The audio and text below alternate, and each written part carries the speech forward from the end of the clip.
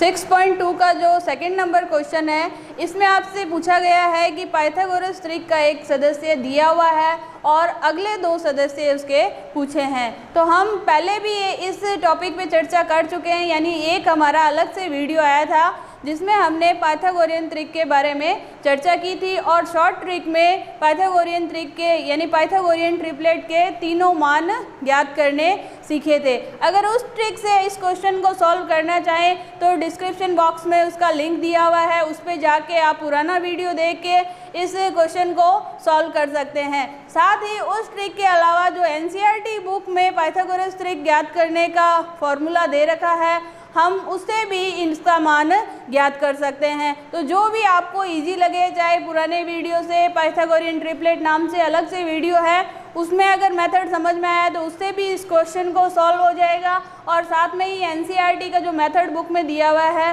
तो हम पहले उससे सॉल्व कर लेते हैं। साथ साथ में मैं पिछले वीडियो को भी थोड़ा सा इसमें क्लियर कर दूंगी जिसमें हमने जो ट्रिक सीखी थी, तो आप पुराने वीडियो को देख सकते हैं।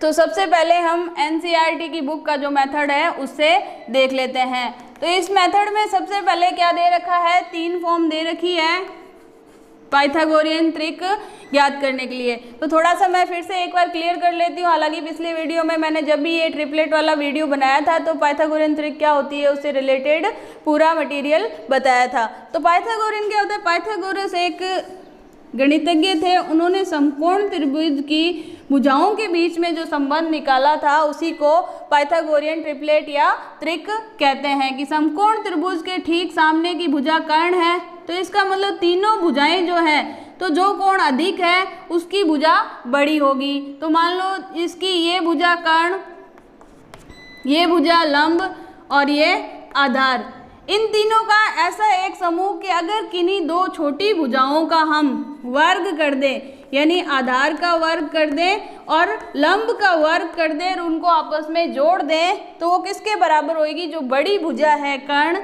उसके वर्ग के बराबर होगी। तो ये जो 3 संख्याएं हैं जो इस पाइथागोरस प्रमेय, इसको क्या उसने नाम दिया, पाइथागोरस प्रमेय, इस प्रमेय को जो संतुष्ट करेगी 3 संख्याएं वही क्या कहलाएगी, पाइथागोरस त्रिक। तो अब हम बात करते हैं, इसने एक सदस्य तो दे दिया और अगले 2 सदस्य हमें ज्ञात करने। तो सबसे पहले इसने दिया है कि इन पाइथागोरस त्रिक के लिए 2m पहली संख्या, m² - 1 दूसरी संख्या और m² + 1 तीसरी संख्या। अब एक संख्या दे रखी है तो हम एक के आगे रख के देखेंगे कि किसको संतुष्ट करती है। तो 2m बराबर 6 रखा तो m का मान क्या आएगा, ये 2 इधर है, पक्षांतरण से उस साइड चला जाएगा, यानी इधर गुणा में उधर जाएगा तो भाग में। तो 6 में 2 का भाग दिया तो क्या आया, 3। तो m का मान हमारे पास क्या आ गया, 3।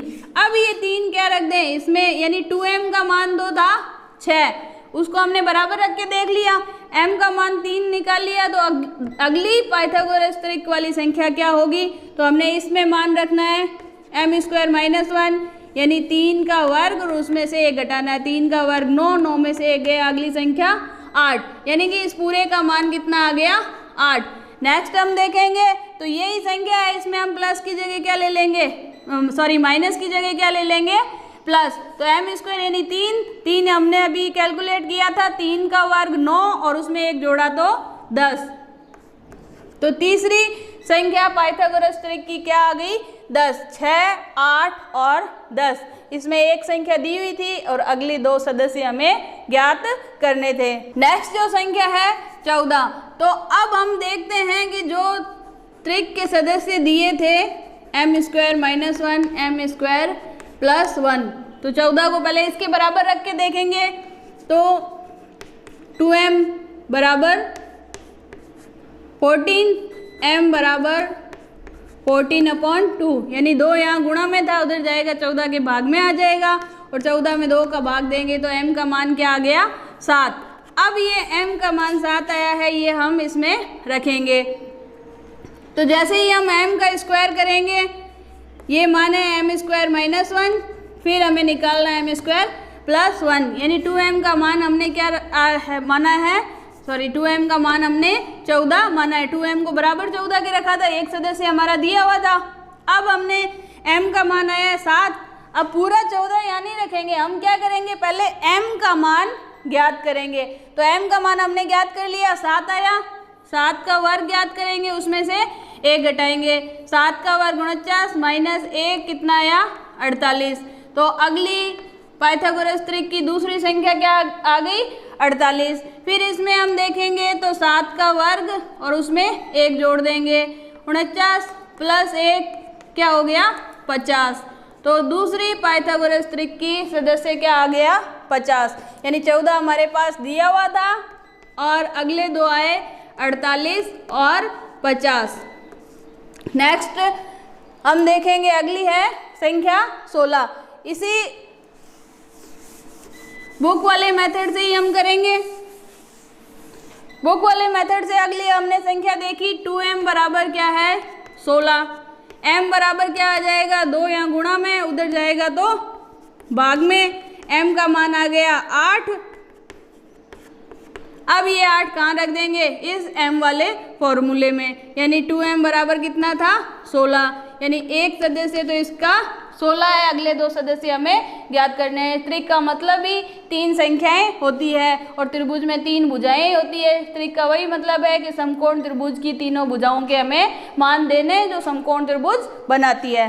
तो नेक्स्ट हमने ये 8 यहाँ रखा, तो 8 का वर्ग किया स्क्वायर माइनस 1, 8 का वर्ग 64 माइनस 1 कितना आया 63। तो अगला ट्रिपलेट कौन सा हुआ 63, और यही हम इसमें कर दें कि अगला m स्क्वायर प्लस 1 है, तो मैं माइनस की जगह क्या कर दूँ प्लस, 64 में 1 जोड़ा तो क्या आ जाएगा हमारे पास 65। तो अगली आ गई 63 और 65। ये तीसरा इसका जो पार्ट था वो भी कंप्लीट हो गया कि पाइथागोरस त्रिक के 3 संख्याएं एक दी हुई थी 16, 63 और 65, 2 हमने ज्ञात कर ली। इसी तरीके से नेक्स्ट क्वेश्चन हम करेंगे। 18 दे रखा है, 2m बराबर 18, यानी 2m बराबर 18, 18 में 2 इधर गुणा में था, उधर जाएगा तो भाग में, 18 में 2 का भाग दिया तो आया 9, m का मान कितना आ गया 9। ये m का मान किस में रखेंगे इसमें और इसमें, तो m स्क्वायर माइनस 1 यानी 9 का स्क्वायर माइनस 1। अगला हम देखने के लिए क्या करेंगे 9 स्क्वायर प्लस 1, तो 9 का स्क्वायर प्लस 1, 9 का स्क्वायर होता है 81, में से 1 गया तो क्या बचा 80, यानी अगली संख्या आ जाएगी हमारी 80। और ऐसे 81 प्लस 1 क्या आ गया 82, तो ये आ गया हमारे पास 82। यानी 18 के जो ट्रिपलेट थे 18 खुद सदस्य था और साथ में एक 80 और 82 इसके 2 और सदस्य हमने ज्ञात कर लिए इस बुक वाले मेथड से। तो इस क्वेश्चन के साथ ही ये चैप्टर 6.2 हमारा कंप्लीट होता है, जिसमें 2 ही क्वेश्चन है। अगली जो हमारे चैप्टर है 6.3, तो उसको हम नेक्स्ट वीडियो में कंटिन्यू करेंगे।